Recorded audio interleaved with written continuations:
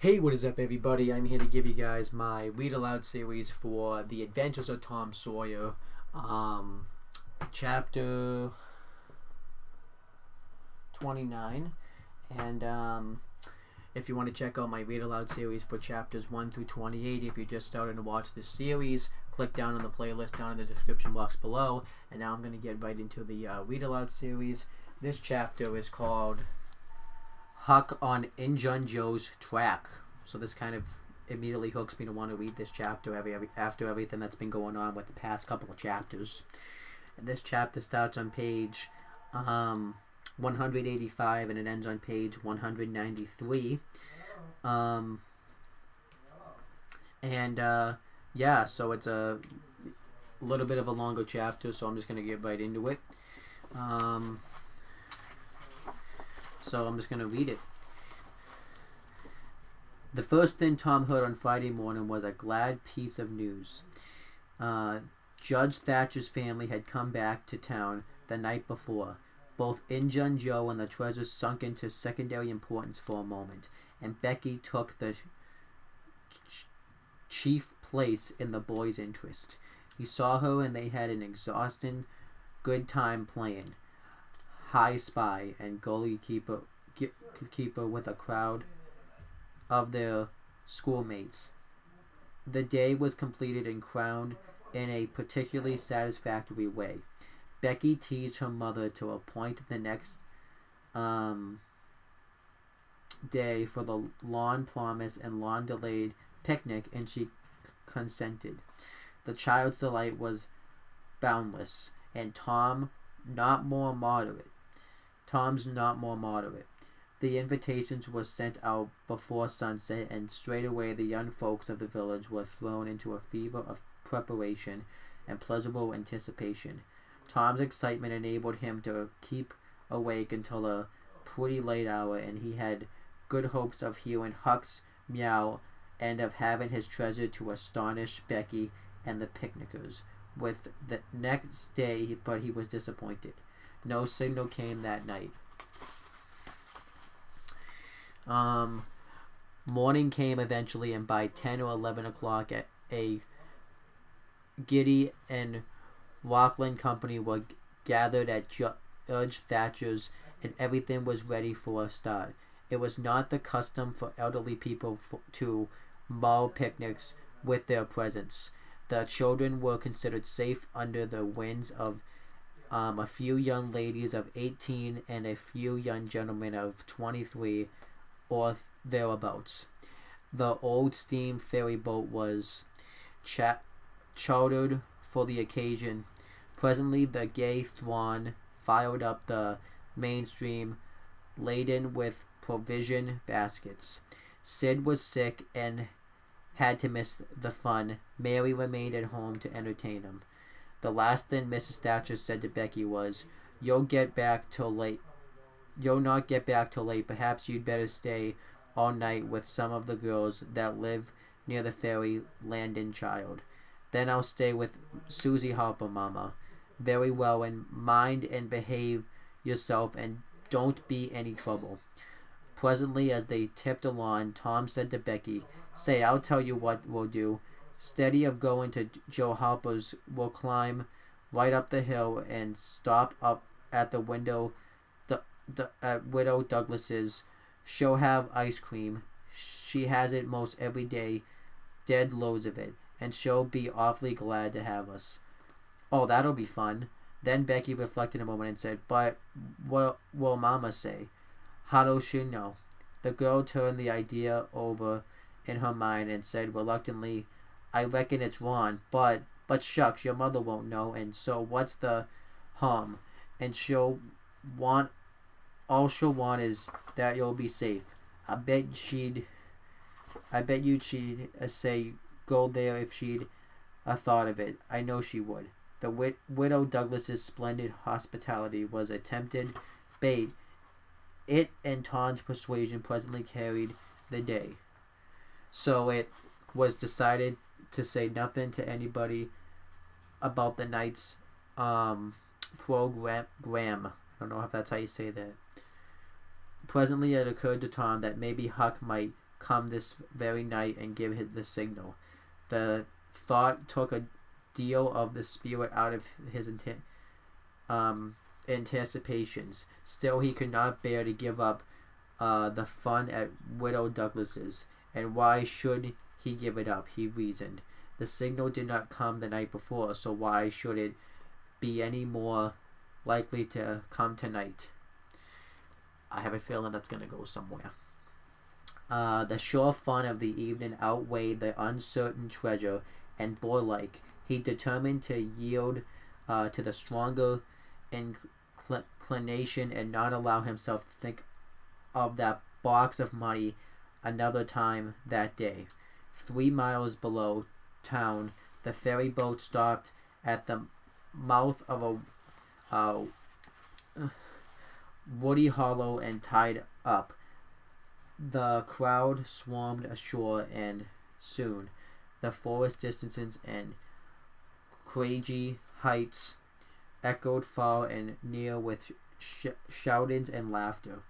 All the different ways of getting hot and tired were gone through with, and by and by the rovers straggled back to camp, fortified with responsible appetites, and then the destruction of the good things began.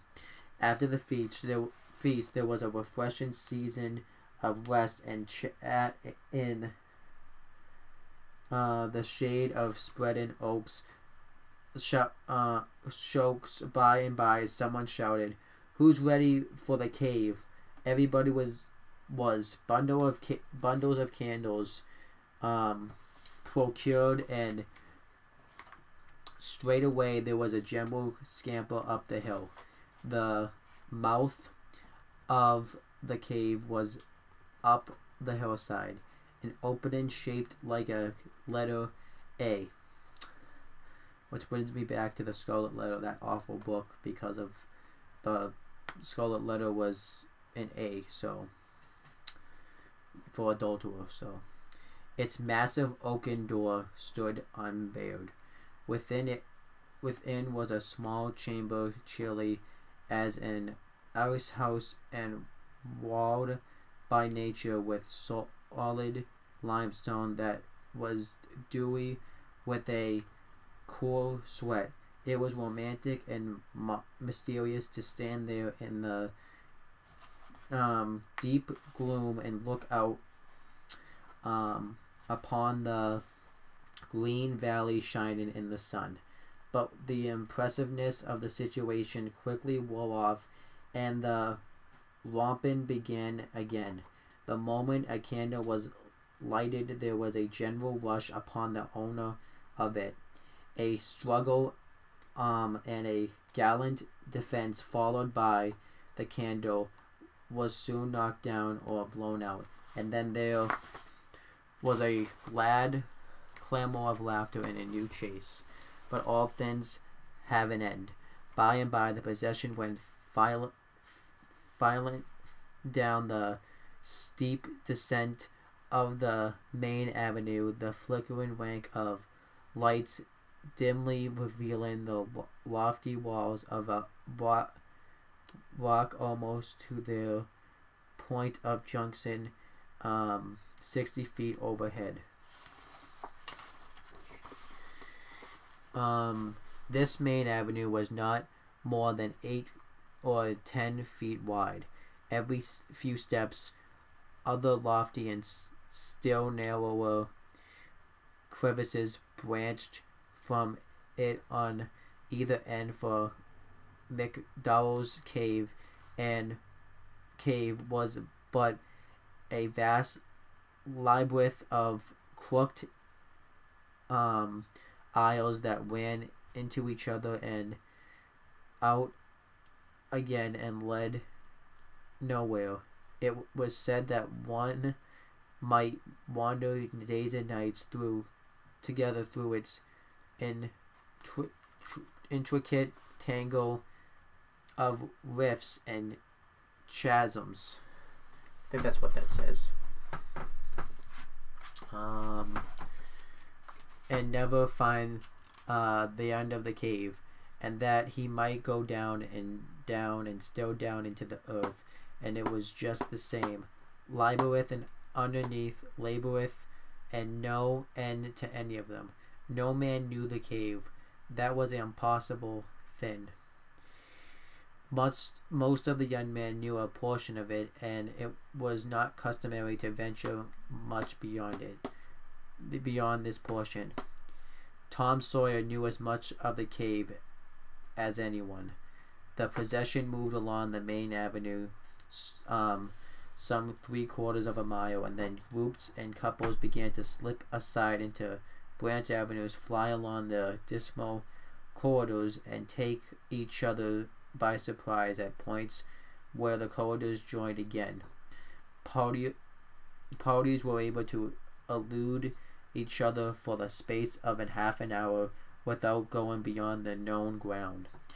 By and by, one group after another came straggling back to the mouth of the cave, painted hilarious, smeared from head to toe with tallow drippings, dubbed with clay, and entirely delighted with the success of the day. Then they were astonished to find that they had been talking no note of time, and that night was about at hand.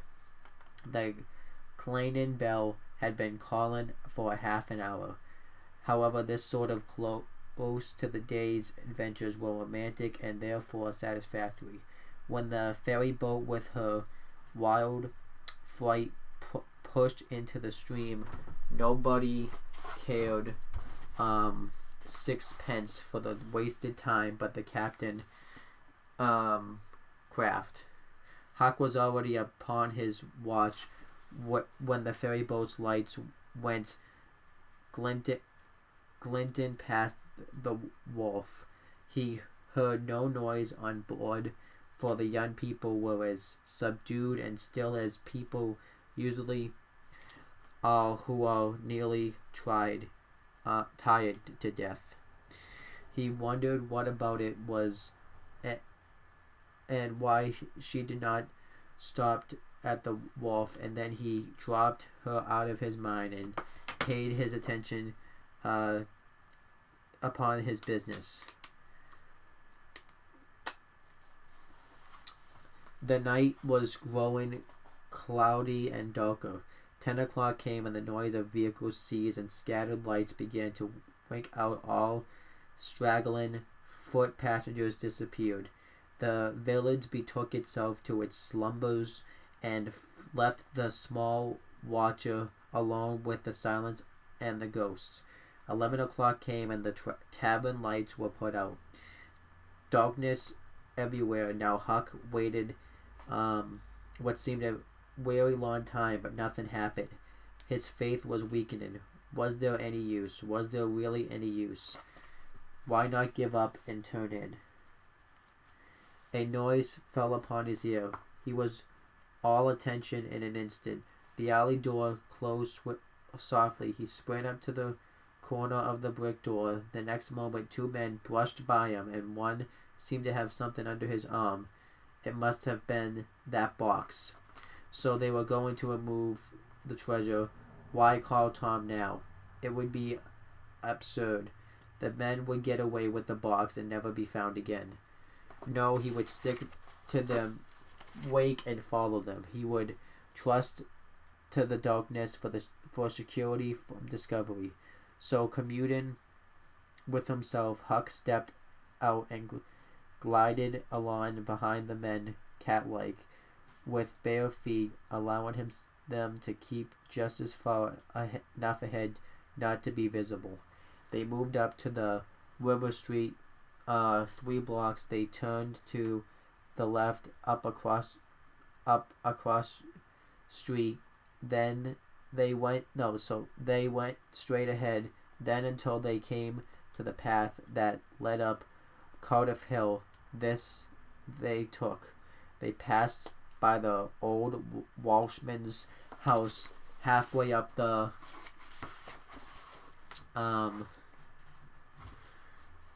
hill without hesitating, and still climbed upward. Good thought, Huck.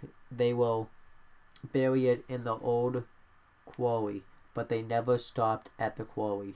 They passed on the summit.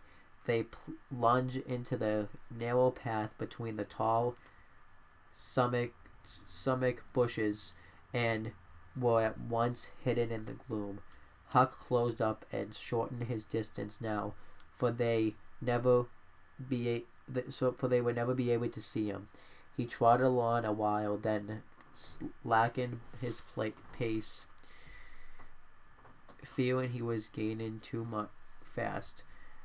Moved on a piece, then he stopped altogether, listened, no sound, none save that he seemed to hear the beating of his own heart. The hooting of an owl came from over the hill. Ominous sound, but no footsteps. Heavens, was everything lost? He was about to spring with wind feet when a man cleared his throat, not 4 feet from him. Huck's heart shot into his throat, but he swallowed it again, and then he stood there shaken as if a dozen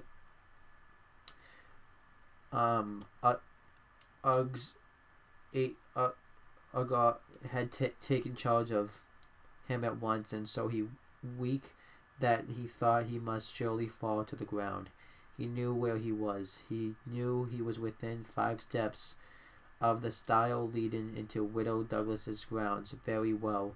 He thought, let them bury it there. It won't be hard to find. Now there was a voice, a very low voice, Injun Joe's. Damn her, maybe she's got company. There's lights late as it is. I can't see any. There was that stranger's voice, the stranger of the haunted house. A deadly chill went to Huck's heart. Then he was the revenge job. He thought it was to fly. Then he remembered that the widow Douglas had been kind to him more than once, and maybe these men were going to murder her. He wished he dared venture to warn her, but he knew he didn't dare. They might come and catch him. He thought all this and more in the moment that elapsed between the stranger's remark and Injun Joe's next, which was, because the bush is in your way, now this way. Now you see, don't you? Yes, well, there was company there. I reckon better give it up. Give it up, and I just leaving this country forever. Give it up and maybe never have another chance. I tell you again, as I've told you before, I don't care for your swag. You may have it, but her husband was rough on me. Many times he was rough on me, and mainly he was the justice of the peace that judged me for a vagrant. And that ain't all. It ain't a millionth part of it. He had been horsewhipped in front of the jail like a nigger, with all the town looking on, horsewhipped. Do you understand? He took advantage of me and died, but I would take it out on her. Oh, don't kill her. Don't do that. Kill? Who said anything about killing? I would kill him if he was here, but not her. When you want to get revenge on a woman, you don't kill her. Bosh. You go for her looks. And obviously we know where he's going with this. You slit her nostrils. You notch her ears like a sow. By God, that's keep your opinion to yourself. It will be safest for you. I'll tie her to her bed if she bleeds to death. Is that my fault? I'll not cry if she does. My friend, you'll help in this for my sake. That's why you're here. I mightn't be able alone. If you flinch, I'll kill you. Do you understand that? And if I have to kill you, I'll kill her. And then reckon nobody never know much about who done this business. Well, if it's got to be done, let's get at it. The quicker the better. I'll I'm all in a shiver. Do it now in company there. Look here, I'll get suspicious of you first thing you know. No, we'll wait till the lights are out. There's no hurry. Huck felt that a silence was going to ensue, and a thin, still, more than awful than any moment of murderous talk, so he held his breath and stepped gingerly back, planted his foot carefully and firmly after balancing one leg in a precarious way and almost toppling over first on one side and then on the other. He took another step back with the same elaboration and the same risks, then another, and a twig snapped under his foot. Ooh. His breath stopped and he listened. There was no sound. The stillness was perfect. His gratitude was measureless. Now he turned in his tracks between the walls of a sumac bushes. Sumac, I think that says sumac bushes actually. Turned himself as carefully as if he were a ship and then stepped quickly but cautiously along. When he emerged at the quarry, he felt secure, and so he picked up his nimble heels and flew. Down he sped till he reached the Wheelman's. He banged at the door, and presently the head of the old man and his two still wart sons were thrust from windows. What's the woe there? Who's banging? What do you want? Let me in. Quick, I'll tell you everything. Why, who are you? Huckleberry Finn. Quick, let me in. Huckleberry Finn indeed. It ain't a name to open many doors, I judge. But let him in, lads, and let's see what's the trouble. Please don't ever tell I told you, were Huck's first words when he got in. Please don't. I'd be killed, sure. But the widow's been good friends to me sometimes, and I want to tell. I will tell if you'll promise you won't say it was me. Ever say it was me. By George, he has got something to tell, or he wouldn't act so, exclaimed the old man. Out with it, and nobody here will ever tell, lad. 3 minutes later, the old man and his sons were armed, were up the hill, and just entering the sumac path on tiptoed, their weapons in their hands. Huck accompanied them no farther. He hid behind a great boulder and fell to listen. There was a lagging, anxious silence, and then all of a sudden there was an explosion of firearms and a cry. Huck waited for no particulars. He sprang away and sped down the hill as fast as his legs would carry him. And that's the end of the chapter. And that was a really good chapter. I'm not really going to go into detail, but you had Becky Thatcher's party, and quite frankly, that really didn't matter in this chapter because the real stuff was the stuff that took place between Injun Joe and Huckleberry Finn, where he was finally watching him, and then they left with the chest. And I guess the vengeance that Injun Joe was talking about was on this woman that whose husband, I guess, left Injun Joe, and how he was gonna rape her pretty much, and how Huckleberry Finn told everybody, went and told the old men, and we don't know what happened either. There was just an explosion and nothing happened. We don't know if Injun Joe killed them first or if they killed Injun Joe. Huck just took off. I thought this was a very enjoyable chapter, and I really enjoyed it. And that's pretty much it for this Read Aloud series. Thank you guys for watching, and make sure you guys like, comment, and share this video so people will watch it. And make sure you guys also make sure you guys also subscribe to this channel for more content, and click on the bell so that way people will watch this video. And make sure you guys do the same for the My CM Brothers channel. And that's pretty much it, guys. Talk to you later.